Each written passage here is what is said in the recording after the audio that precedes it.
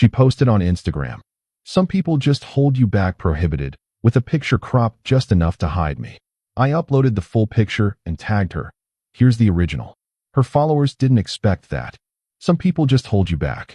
That's what she posted, with a photo cropped just enough to erase me. I stared at it for a full minute. Then I opened the original picture, uploaded it, and tagged her. Here's the full version. And within minutes, everything started falling apart. My phone buzzed at 11:47 p.m. I was still awake, half watching some documentary I barely cared about, the room dim except for the glow of the TV. I picked up the phone without thinking. Just a reflex. The Instagram notification sat there on my lock screen, small and quiet, like it wasn't about to blow up my entire understanding of the last 2 years. @Brooke Valentine tagged a photo. I tapped it. The post loaded slowly, the way things always do when the universe is trying to give you one last second to brace yourself. It was a photo I recognized immediately. It was from 3 weekends ago, the trip we took up to the lake house with a group of friends. The sun had been setting, golden and wide across the water, and someone had taken a photo of the whole group standing on the dock. I remembered exactly where I was standing in that photo.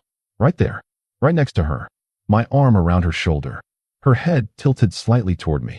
But in the version she posted, I was gone. Not blurred, not covered with a sticker, just cropped out, cleanly, deliberately, like I had never been there at all. And above the photo, in bold black text, she had written, "Some people just hold you back, prohibited learning to grow without the dead weight." New chapter loading. 412 likes. 67 comments. I scrolled through them. OMG Queen Era. You're glowing. Whatever you cut off, keep it off. She said what she said. Finally, you deserve so much better. I put my phone face down on the couch. I sat there for a moment, completely still, and then something shifted in my chest. Not heartbreak. Not yet. Something colder. Something much more deliberate. I picked my phone back up. I opened my own Instagram. I went to my camera roll, scrolled back 3 weekends, and found the original photo. The full one. The one where you can clearly see her leaning into me, smiling, her hand on my arm. The one where we are obviously, undeniably, together. The one that completely destroyed the narrative she was building in real time. I posted it. Caption, here's the original. Funny what a crop can hide. I tagged her, and then I put my phone down again. This time I didn't pick it back up for 2 full hours. But when I did, there were over 300 notifications waiting for me. If you enjoy real stories like this, subscribe, because what happened next got even more intense. Let me back up, because I know that sounds like I just went scorched earth out of nowhere. I didn't. There's a reason I didn't hesitate. There's a reason my hands didn't even shake when I hit post. Because by that point, 11:47 p.m. on a Tuesday night, that Instagram post wasn't the first thing she had done. It was just the first thing she'd done publicly. I'm 26. She's 25.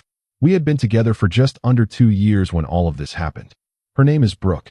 We met through mutual friends, started dating casually, and then somehow it just became serious without either of us making a formal declaration about it. That's how it works sometimes. One day you're texting constantly. The next day, you realize your toothbrush is at their place. And the day after that, you're introducing each other to your parents. That's how it happened with us. I thought we were solid. I genuinely thought that. The first crack appeared about 5 months before the Instagram incident. We were at her friend Tessa's birthday dinner. Small group, maybe 10 people at a long table at some Italian place downtown. I was sitting across from Brooke, not next to her, because the seats had just filled in that way they do when a group arrives in pieces. Somewhere in the middle of the appetizers, someone asked how we met. It's a standard question. A nothing question. Brooke laughed, looked at her wine glass, and said, "Oh, you know, through friends. It just kind of happened." Nothing wrong with that answer on the surface. Except I had told that story probably 100 times. It's a good story. Funny, actually. Our mutual friend Cole had been trying to set us up for months, and both of us had separately told him we weren't interested. Then we ended up at the same backyard barbecue by accident, had no idea the other was going to be there, and ended up talking for 4 hours straight while Cole watched from across the yard looking like he had just won something. I would tell that story with detail, with enthusiasm, because it was ours. But Brooke said, through friends. It just kind of happened. I noticed. I didn't say anything, but I noticed.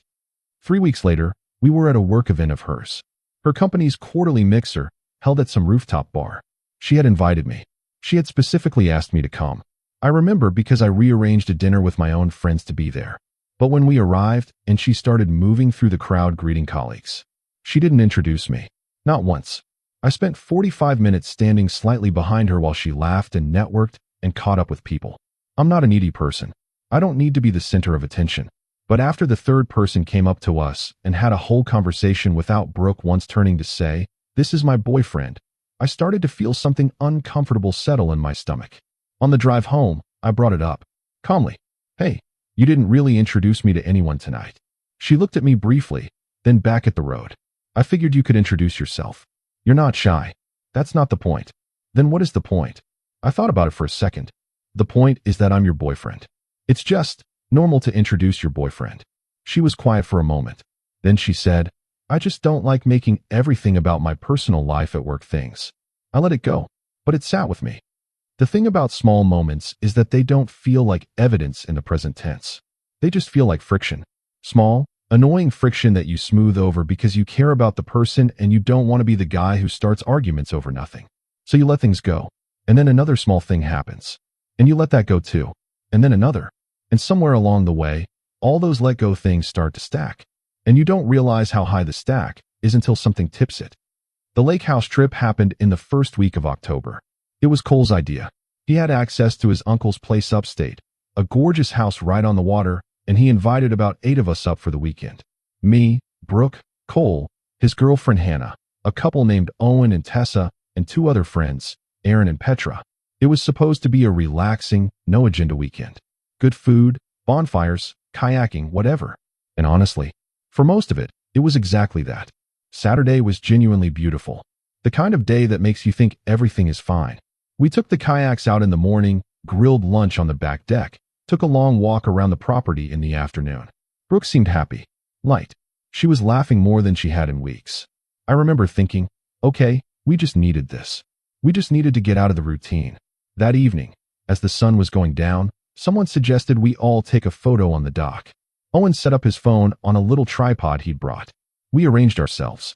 Brooke stepped in next to me without hesitation, let me put my arm around her, leaned into my shoulder. 10-second timer. Click. It was a perfect photo. One of those rare group photos where everyone actually looks good and happy and natural. Owen sent it to the group chat that night. I saved it immediately. The next morning, Sunday, things shifted. We were sitting on the back deck with coffee, just the 2 of us before anyone else woke up. It was quiet. Nice, even. And then Brooke said something that, at the time, felt like it came from nowhere. "Can I ask you something?" "Sure. Do you think we want the same things?" I looked at her. "What do you mean?" She was staring at the water. "Like, in life. Long term. I've been thinking about it a lot lately." "Okay, what have you been thinking?" She shrugged, but it wasn't a casual shrug. It was the shrug of someone who has rehearsed a conversation and then decided to go off script. "I don't know. I feel like I've been changing a lot. Like I'm figuring out who I want to be. And sometimes I wonder if the people around me are going in the same direction." I sat with that for a second. "People around you. You mean me specifically?" "I mean generally." "Brooke." She finally looked at me. "I'm just thinking out loud." "That's fine. But talk to me. If something's wrong, tell me." She looked back at the water. "Nothing's wrong. I'm just thinking." We dropped it. But the morning had changed temperature, and we both knew it. The drive home was quiet. Not the comfortable kind. 2 weeks passed after the lake house trip. Normal weeks on the surface. Work, dinner together twice, a movie on Saturday. But something had shifted in the air between us. A slight distance. Not a fight. Just a gap that hadn't been there before. I noticed she was on her phone more when we were together. I noticed she'd started going to the gym at a different time, later in the evenings, which meant she wasn't free for our usual weekday dinners. I noticed that when I texted during the day, her replies had gotten shorter. One word. Sometimes just an emoji. I told myself I was overthinking it. I told myself everyone goes through phases. I told myself she had said it herself. She was figuring things out. And I was going to give her the space to do that. Because that's what you do when you love someone. You trust them. You give them room. You don't grip tighter when you feel someone pulling away, because that just makes them pull harder. So I gave her room. And she used it. The Instagram post went up on a Tuesday night, as I said. But here's what I didn't know when I saw it. Here's what made it feel like such a complete gut punch. 2 days before, on Sunday, I had suggested we do something, just the 2 of us. Dinner, a walk, anything. I had said, I feel like we haven't really connected in a while. Can we just do something? And she had said, Yeah, let's plan something this week. She had said yes. She had agreed. And then Tuesday night, at 11:47 p.m., she posted that. Some people just hold you back learning to grow without the dead weight. With our photo. Cropped. So I'm not in it. And I'm thinking. She said let's plan something. She said yes. And at the same time, she was building this narrative for her followers. This story where I don't exist. Or worse, I exist, but as the weight. As the thing she's growing beyond. And she didn't have the conversation with me first. She just posted it. To her 4,000 followers. At 11:47 p.m. on a Tuesday. When I posted the original photo and tagged her, I wasn't being impulsive. I want to be very clear about that. I knew exactly what I was doing. I knew it would be seen. I knew it would start something. I also knew that I was done navigating a situation where I was being quietly erased while she performed a public transformation arc for strangers on the internet. If she wanted to have the conversation, she should have come to me.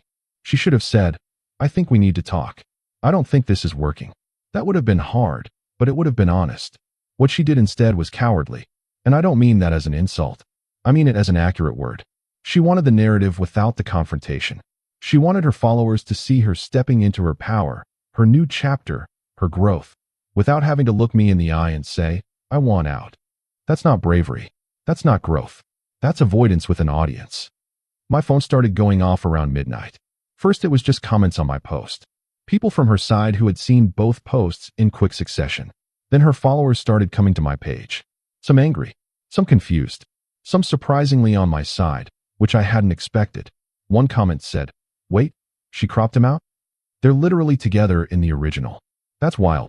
Another said, the way she captioned that, bro, she basically called him dead weight publicly. That's messed up. And then Tessa, Owen's girlfriend, the same Tessa from the lake house, sent me a direct message. Hey, I saw both posts. Are you okay? What's going on with you and Brooke? I stared at her message for a second. I typed back. Honestly, I'm not sure yet. But I'm fine. She replied. For what it's worth, she's been saying some stuff in our group chat that I wasn't comfortable with. I didn't want to get involved, but I don't think this is coming out of nowhere on her end. I asked, what kind of stuff? She said, I think you should ask her directly. But I just want you to know you're not crazy if you're feeling something's been off. That message sat in my chest like a stone. Not because it surprised me, but because it confirmed something I had been quietly hoping was just anxiety. It wasn't anxiety. Brooke called me at 12:34 a.m. I let it ring twice before I answered. What was that? She said immediately. No hello. Just that. Her voice was that particular kind of sharp that comes from someone who expected consequences, but is still furious they arrived. What was what? I said, you know what? Why did you post that? Because you posted the cropped version and captioned it dead weight. I thought people deserved to see the full picture. Silence. That's embarrassing. You made me look bad in front of everyone. Brooke. What? You posted a photo of our lake house trip. You cropped me out. And then you wrote a caption about cutting off dead weight. What exactly did you think you were doing? More silence. Then, quieter. It wasn't about you. I almost laughed. I didn't, but I almost did. The photo is from a trip we were both on. You're standing exactly where I was standing 2 seconds before that shutter clicked. And you captioned it dead weight. And it wasn't about me. I was just expressing something I was feeling. Then express it to me. You have my number. You have my face memorized. You could have said, hey, I want to talk about us.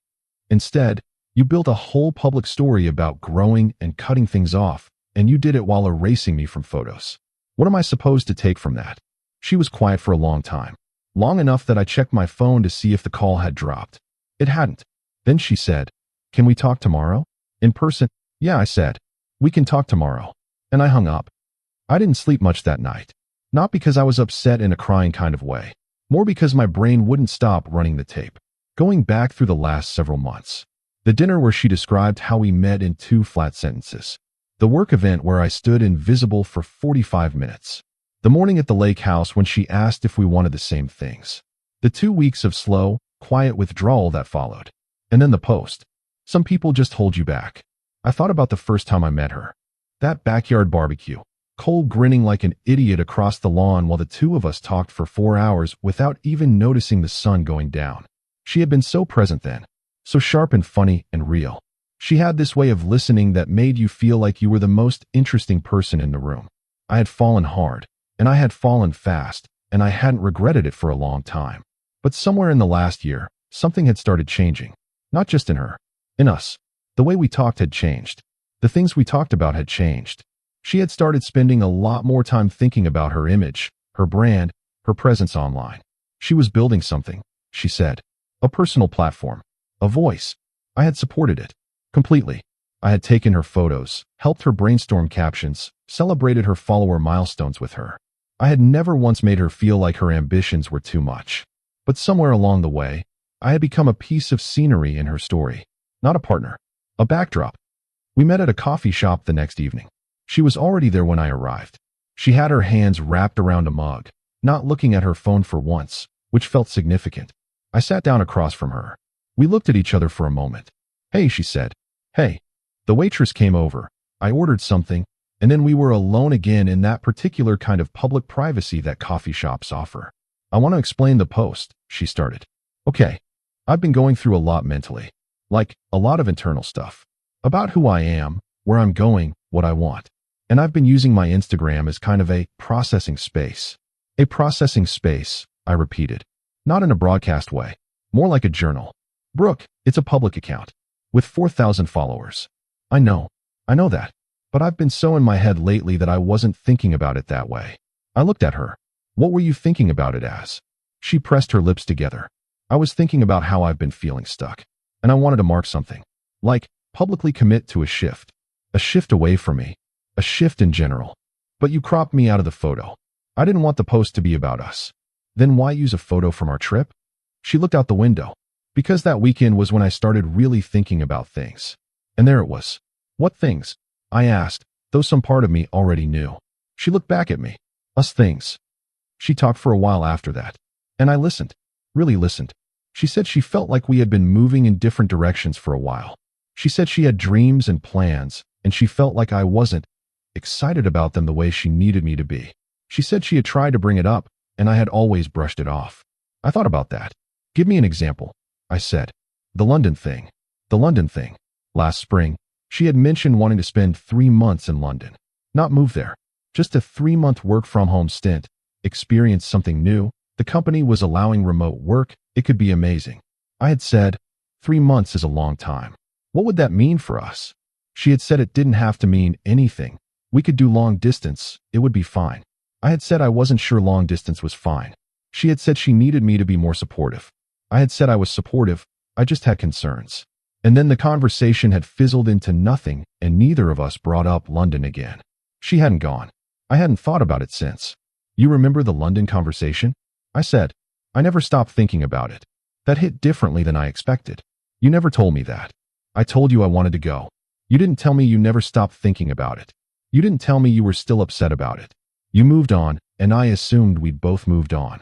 I couldn't really move on from it, she said quietly. Then you should have said so. I tried. When? She looked uncertain now, like someone who had prepared for a different argument. At the lake house.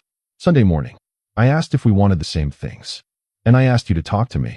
And you said you were just thinking out loud. She was quiet. You never told me specifically about London. You never said, I'm still hurting about that. I'm still feeling unsupported. You just kind of withdrew. She looked down at her mug. I know. And instead of coming to me and having that conversation, you built a whole public story about cutting off dead weight.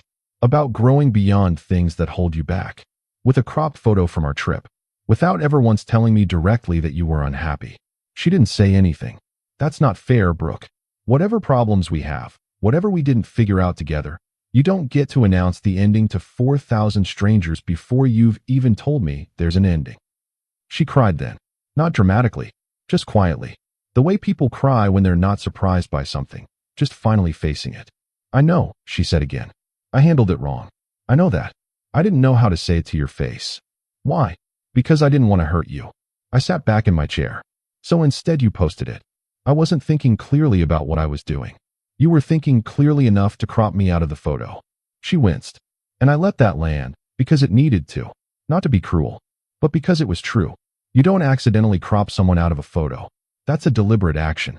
That requires you to open the photo, select the crop tool, move the frame, and hit save. That's 4 conscious steps. I didn't say any of that out loud, but I think she knew I was thinking it. I panicked, she finally said. About what? About the post looking like it was about you. And then once I'd taken you out of the photo, the caption made more sense. And I just posted it without really thinking about what I was putting out there. Brooke, I know. You have to hear what you're saying. You cropped me out of the photo, so your public post about cutting off dead weight wouldn't look like it was about me. That doesn't actually make it not about me. It just means you were trying to hide that it was about me. She wiped her face with the back of her hand.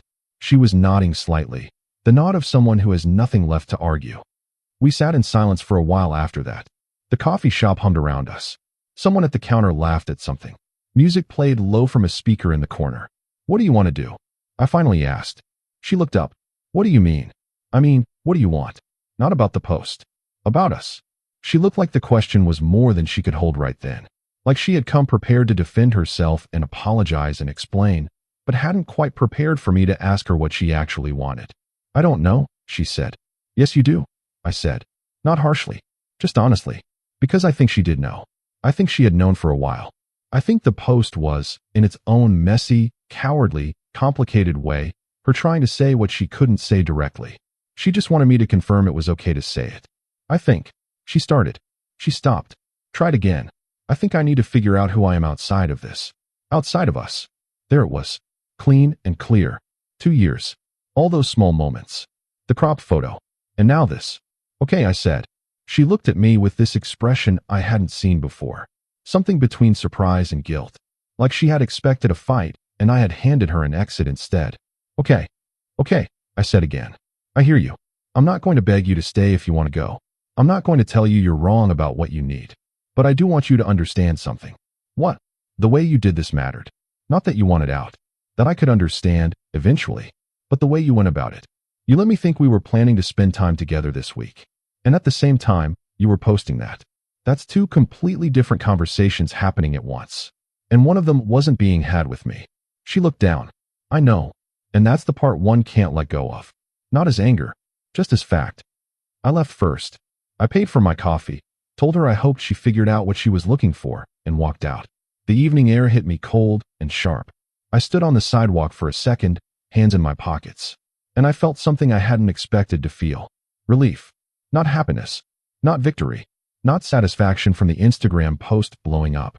Just quiet, cold, clean relief. Like a pressure I'd been carrying without fully noticing had finally been set down. Let me tell you about the comments. Because people keep asking, and it's part of the story. When I posted the original photo and tagged her with "Here's the original. Funny what a crop can hide," I wasn't expecting it to go the way it went. I expected maybe 100 people to see it, have a moment of confusion, put the pieces together. I did not expect over 2,000 people to engage with it before I even woke up the next morning. Her followers had been praising her post. Queen era. Cut off the dead weight. Glowing up. And then my post appeared. And they went back to her post. And they went back to mine. And the comments started shifting. Wait, she literally cropped her boyfriend out of their photo and called him dead weight? That's actually insane. Why would she do that before breaking up with him? That's so passive-aggressive. The original photo has her literally leaning on him. She clearly cropped it intentionally. Some of her followers came to my page specifically to tell me I was being dramatic or petty. A few people said I was weaponizing social media. But a surprising number of people I didn't know, people who had never interacted with either of us before, came to say something I hadn't been looking for. You deserved better than that. I didn't post anything else after that. No updates. No follow-up commentary. No throwing her under the bus further. I had said what I needed to say. With one photo. With one caption. That was enough. Cole called me the day after the coffee shop conversation. He had seen everything. He said, "I'm not going to ask if you're okay because you're clearly okay. I'm going to ask if you need to come over and eat bad food and watch something stupid." I said yes. So that's where I spent that Friday night. On Cole's couch, Hannah making us both tea without being asked. Cole putting on a documentary neither of us cared about because it was on and it was noise, and that was enough. At some point Cole said, "Can I say something without you getting mad?" Probably not, but say it anyway. He laughed. She's been different for about 6 months. I noticed it. Hannah noticed it. The lake house weekend. Honestly, Owen mentioned something to me about it after you both left Sunday morning. He said the vibe between you two had shifted. Why didn't anyone say anything? Because it wasn't our relationship. And we weren't sure. I nodded. Fair. But also, Cole said, "For what it's worth, you handled it the right way." I know people are going to say you were petty posting the original photo, but she made it public first. She made the choice to do this in front of people. All you did was make sure the full picture existed in the same space she chose to do it in. Literally, I said. Literally, he agreed. Hannah, from the kitchen, said, also the caption was good. Thank you, Hannah. You're welcome. In the weeks that followed, I moved through the ending in pieces. There was a conversation about logistics, who had what at whose place, the kind of boring, practical dismantling that follows emotional dismantling. There was a period of silence between us. Not angry silence. Just absence.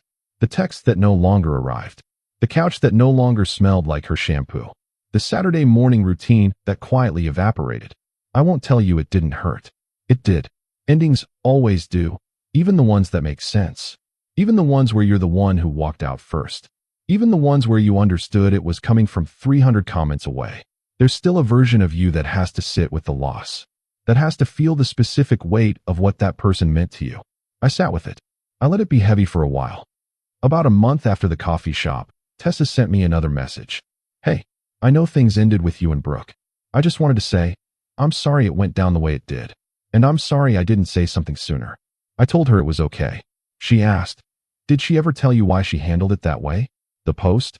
The cropping? I said, she said she didn't know how to say it to my face. Tessa was quiet for a minute. Then she said something in our group chat a few weeks before the post. She said she felt like you were too real for where she was trying to go. I stared at that message. Too real, I wrote back. Her words. I turned that phrase over in my head for a while. Too real. I think what she meant was too honest, too present, too much of an actual person who saw her clearly and not through a filter. When you're building a version of yourself for an audience, real people are complicated. Real people remember who you were before. Real people ask questions. Real people want dinners, not content. Real people want you to show up, not perform. I was never going to fit into a cropped frame. And she knew that. She knew it before I did. I kept the Instagram post up for 3 days. Then I deleted it.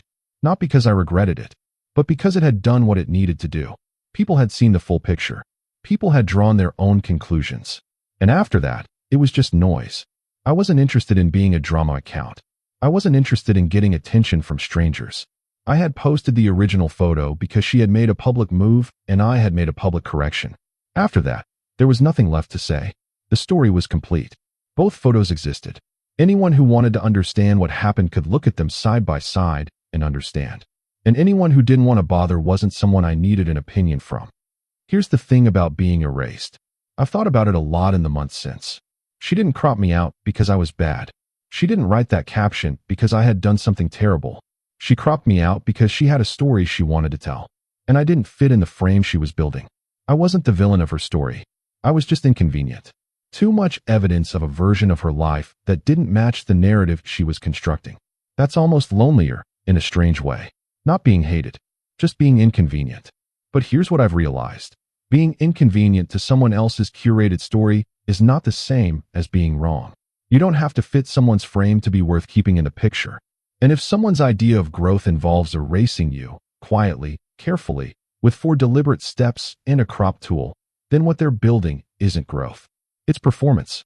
And I'd rather be in an uncropped, imperfect, real photo with people who actually want me there than fit perfectly inside someone's carefully edited frame. A few months out now, life has that quality it gets after something ends, where the days start to feel like your own again.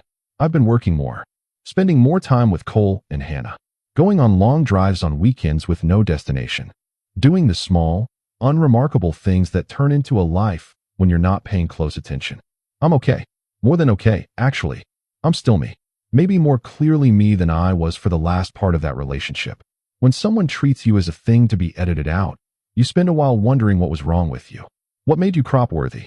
What was so inconvenient about your presence that someone needed to remove you before they could feel good about what they were putting out into the world? And then, after you've sat with that long enough, you start to see it differently. Nothing was wrong with you. You just weren't the right shape for the space they were trying to fill. And that's not your failure. That's just incompatibility. I ran into Owen at a coffee shop about 6 weeks ago. We hadn't talked much since the lake house. He sat down with me for a bit. We talked about nothing for a while. And then he said, for what it's worth, that photo you posted was a class move. I don't know if class is the word. No, I mean it. You could have sent that to all her friends privately. You could have posted something way worse. You just corrected the record. Quietly. That's hard to do when you're hurt. I thought about that. I wasn't doing it to be noble. I was just done with being invisible. He nodded. That's the most honest thing I've heard anyone say about a breakup in a long time. Brooke posted again a few weeks after everything. A photo of herself at what looked like a new city. Bright, well-edited, confident. The caption said something about new chapters and showing up for yourself. She looked good. She looked like she was building exactly the thing she said she wanted to build. I don't say that sarcastically. I genuinely mean it. I looked at the photo for about 2 seconds. And then I kept scrolling. That's the thing about endings that actually end. They end. You don't need to keep checking. You don't need to keep tracking someone else's story. You have your own. If I'm being completely honest, the Instagram thing taught me something I hadn't expected to learn. Not about relationships. Not about trust or communication or any of the usual lessons. Something simpler. You don't have to chase the full picture. You just have to make sure it exists somewhere. She posted a cropped version of reality. I put the original back into the world. That's all. I didn't try to control how people interpreted it. I didn't write a manifesto. I just said, here's what this actually looked like. And the people who were paying attention saw it. The people who weren't, or who didn't want to, didn't need to. That's all you can ever do, really, with anything. You can't force people to see you, but you can refuse to be erased. You can put the uncropped version of yourself back in the frame every time someone tries to edit you out. And then you can let it go and move on and build something real, something that doesn't require anyone to disappear before it can start.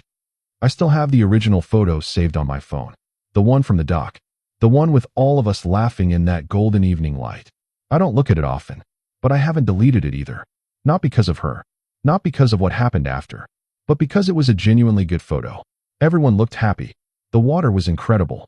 Cole is making a face that only Cole makes. And there I am, exactly where I was, in the full frame, uncropped, real.